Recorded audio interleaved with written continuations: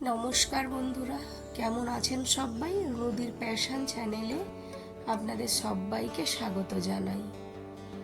এই যে জন্মাষ্টমীর পুজো আমাদের ঘরে কখনোই হয়নি, তো আমার বরের ইচ্ছে হলো আমাদের বাড়িতেও একটু জন্মাষ্টমীর পুজো করি। সেই কারণে ভাবলাম নিজে হাতেই একটু ঠাকুরের ভোগ বানাই। তিলটাকে, সাদা তিল বাজারে যেটা পাওয়া যায়, ওটাকে ভালো করে ভেজে নিয়েছিলাম। তারপরে একটু গুড় পাক করে তিলের মধ্যে দিয়ে মেখে তিলের নাড়ু খইয়ের মধ্যে দিয়ে খইয়ের মোয়া বানিয়েছিলাম। আর খইয়ে আরও একটু ভালো করে গুড় মাখিয়ে রেখে দিয়েছিলাম। এরপর বাকি গুড়টা দিয়ে নারকোল কুড়িয়ে নিয়েছিলাম। সেই কোরানো নারকোল দিয়ে ভাবলাম একটু গুড়ের নাড়ুও তৈরি করি। অন্য সময় আমি নারকোলের মধ্যে গুড়টা মাখিয়ে ভালো করে রেখে দিই, তারপরে নাড়ুটা বানাই। কিন্তু আজকে আমি নারকোলের মধ্যে ডাইরেক্ট গুড়টা দিয়েই নাড়াচাড়া করে নাড়ু বানাতে শুরু করেছি। ভালো করে একটু পাক ঠিকঠাক করে নিতে হবে, তবে খেয়াল রাখতে হবে তলায় যেন না লেগে যায়। তলায় লেগে গেলে নাড়ুগুলো কালো কালো হয়ে যাবে আর খেতেও তেতো লাগবে। আর এখানে ভাজাভুজিগুলোতে নুন হলুদ মাখিয়ে নিয়েছি। এখানে নাড়ু মোটামুটি আমার হয়ে গেছে। এবার হাতে আমি একটু সুন্দর করে পাক দিয়ে নেব, তবে গরম গরমই পাক দিতে হবে। যদি খুব বেশি গরম লাগে তাহলে একটু হালকা করে ঠান্ডা করে আবার পাক দিতে শুরু করতে হবে। পাক যদি কড়া হয়ে যায়, সেই ক্ষেত্রে যদি শক্ত হয়ে যায়, তখন সামান্য একটু গরম দুধ দিয়ে ওটাকে মেখে নাড়ুগুলো বানিয়ে নিতে হবে। এখানে সুজি ভিজিয়ে রেখে দিয়েছি, মালপোয়া বানাবো আর তালের যে ফুলুরি বানাবো তাতেও একটু সুজি আগে থেকে ভিজিয়ে নিতে হবে। এখানে দুধ বসিয়ে দিয়েছি, একটু পায়েস বানিয়ে নেবো। যতক্ষণ নাড়ুটা হচ্ছে ততক্ষণ দুধ গরমটা বসিয়ে দিয়েছি। দুধটা ভালোভাবে গরম হয়ে গেলে তারপরে ওখানে আমরা চাল অ্যাড করব।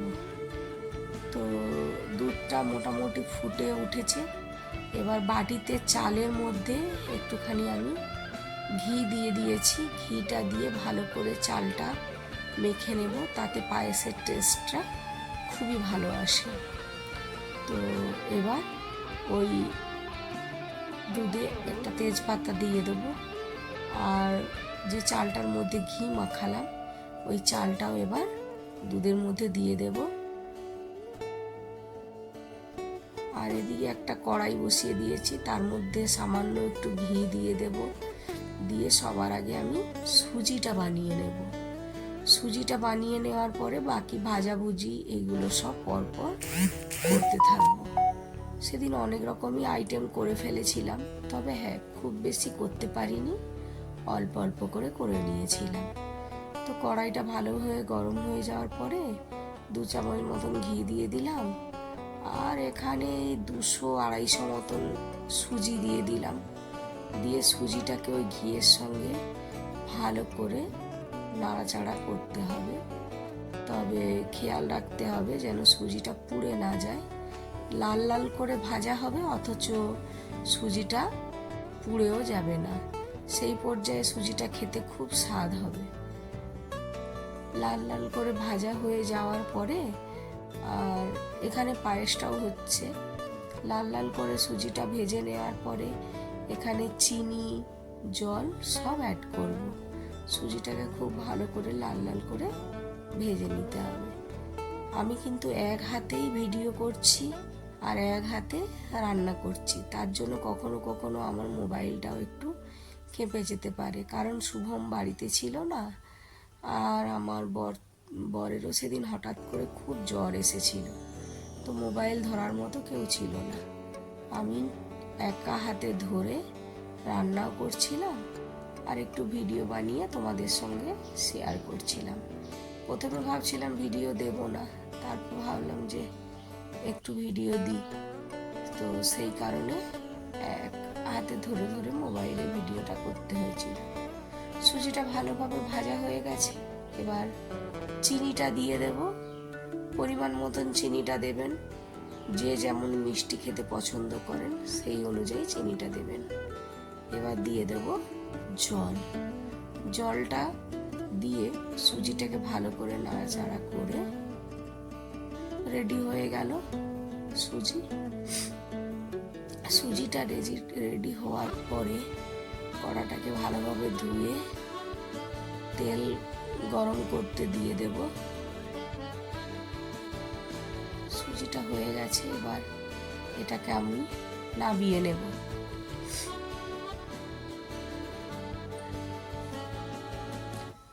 থালার মধ্যে সুজিটা ঢেলে নিয়েছি আর সুন্দর করে থালার মধ্যে বিছিয়ে নিয়েছি। এবার ছুরি দিয়ে সমানভাবে পিস পিস করে কেটে নেব। কেউ চৌকোভাবেও কাটতে পারেন, আবার বরফিভাবেও কাটতে পারেন। তা আমি একটু চেষ্টা করেছিলাম বরফিভাবে কেটে নেওয়ার। আপনারাও আপনাদের নিজেদের পছন্দ অনুযায়ী একটা শেপ দিয়ে নেবেন। তা আমার তিলের নাড়ু, নারকোল নাড়ু, খইয়ের মোয়া, খই, সুজি, পায়েস মোটামুটি সব রেডি হয়ে গেছে। এবার আমি কড়াই বসিয়ে দেব ওই ভাজাভুজিগুলো। কড়াই তেল দেওয়া হয়ে গেছে, তেলটাও ভালোভাবে গরম হয়ে গেছে। আগে থেকেই ভাজাভুজিগুলোতে নুন দিয়ে রেখেছিলাম। আর এখানে আজ আমি লাল বাতাসার পায়েসটা বানাচ্ছি।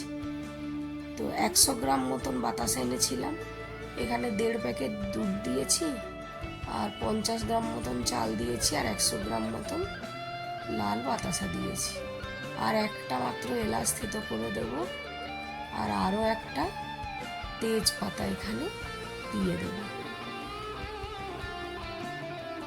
এবার দিয়ে সমস্ত কিছু একটু খুব ভালোভাবে নেড়ে চেড়ে পায়েসের মধ্যে মিশিয়ে দেব, যাতে ওই তেজপাতা আর এলাচের ফ্লেভারটা গোটা পায়েসটার মধ্যেই ছড়িয়ে পড়ে। পায়েসটা মোটামুটি রেডি। এবার কড়ার তেলটাও গরম হয়ে গেছে, আমি ভাজাভুজিগুলো বসিয়ে দেব। সবার আগে আমি পটল আর বেগুনটাকে ভেজে নেব। একটু ঢেকে ভাজতে হবে যাতে ভেতর থেকে সুন্দর নরম হয়ে যায়। আর সুজিটাকেও এখানে আমি রেডি করে ফেলেছি। তার আগে এখানে সুজি ভিজিয়ে রেখেছিলাম, মালপোয়া তালফুলুরি করব, তাতে করে খুব নরম হয় আর সুন্দর ফোলে। পায়েসটা কি সুন্দর লাগছে দেখুন। এবার ভাজাভুজিগুলো মোটামুটি আমার 1 পিঠ হয়ে গেছে, আরেক পিঠ ভালো করে লাল লাল করে ভেজে তুলে নিয়েছি। এবার বাকি তেলটার মধ্যে আমি আলুগুলো ভেজে নেব। 3 রকম আমি এখানে ভাজাভুজি করেছি। ওর শরীর ভালো থাকলে আরও 2 রকম ভাজা আমি করতে পারতাম। তো যাই হোক, আলুটাকেও নরম করে নেওয়ার জন্য ঢেকে দেব। সুজিটাকে আমি 2 ভাগে ভাগ করে নিয়েছি। একটা ভাগে আমি বানাবো মালপোয়া, আর আরেকটা ভাগে বানাবো আমি তালফুলুরি। মালপোয়া বানানোর জন্য আমি সুজি, ময়দা আর চিনি অ্যাড করেছি। আর বিশেষ কোনো উপকরণ আমি এতে দেব না। ময়দাটা আমি পরিমাণ মতোই দিচ্ছি, কোনো মাপ করে দিইনি আজ।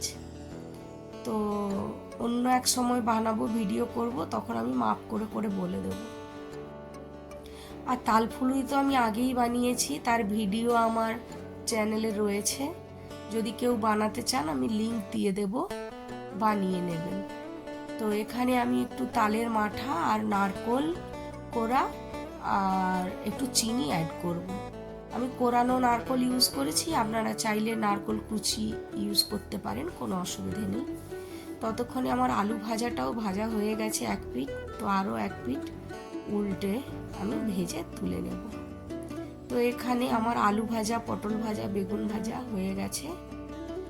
আর মালপোয়াটাও এখানে আমার রেডি হয়ে গেছে। কড়ায় আমি তেল বসিয়ে দিয়েছি, এখানে ময়দা মেখে রেখেছি, পরে লুচি বানাবো। আগে মালপোয়াটা আর তালফুলুরিটা বানিয়ে নেব, তারপরে লুচিটা বানাবো।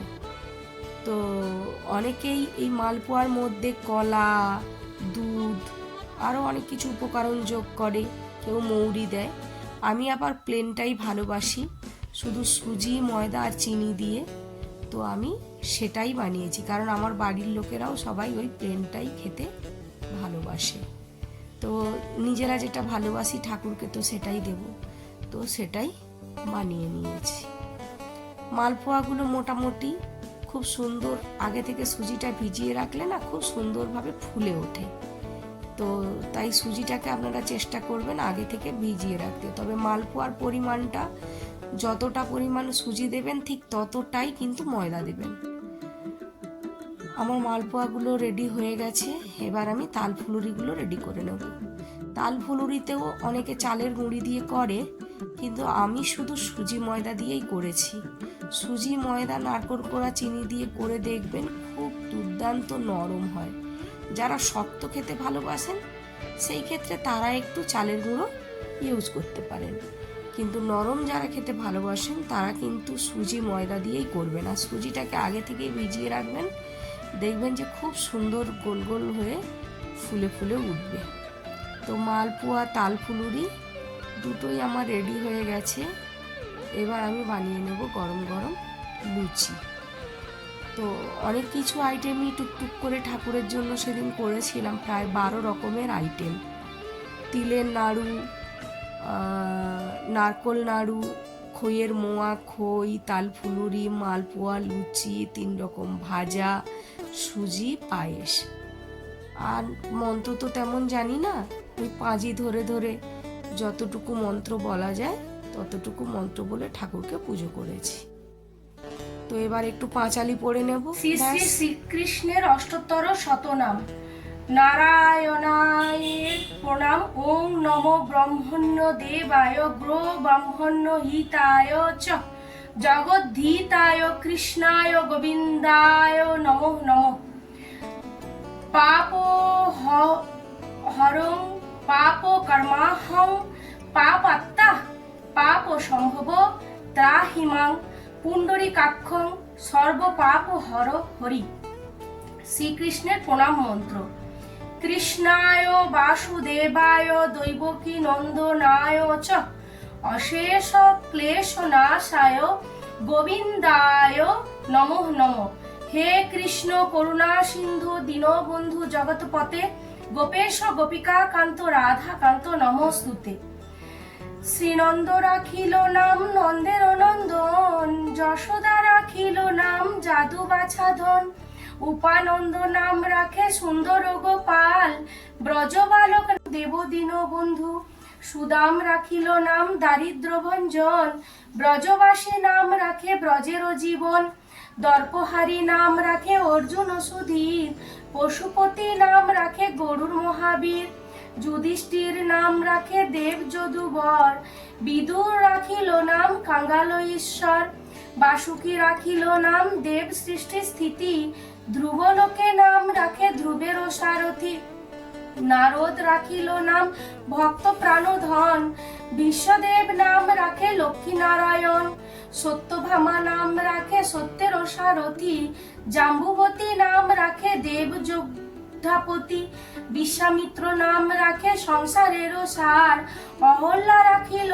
নাম পাষাণ উদ্ধার, ভৃগুমুনি নাম রাখে জগতের হরি, পঞ্চমুখে হরি নাম গান ত্রিপুরারি, কুঞ্জকেশী নাম রাখে বালি সদাচারী, প্রহ্লাদ রাখিল নাম নৃসিংহ মুরারি, বশিষ্ঠ রাখিল নাম মুনি মনোহর, বিশ্বাবসু নাম রাখে নব জলধর, সাম্বতক না রাখে নাম গোবর্ধনধারী, প্রাণপতি নাম রাখে যত ব্রজনারী, অদিতি রাখিল নাম আরতি সুদন, গদাধর নাম রাখে যমল অর্জুন, মহাযোদ্ধা নাম রাখে ভীম মহাবল, দয়ানিধি রাখে নাম দরিদ্র সকল, বৃন্দাবন চন্দ্র নাম রাখে বৃন্দাবুদ্যুতি, বীরজা রাখিল নাম যমুনার পতি, বাণীপতি নাম রাখে গুরু বৃহস্পতি, লক্ষ্মীপতি রাখে নাম সমুদ্র সারথি, সন্দীপনী নাম রাখে দেব অন্তর্যামী,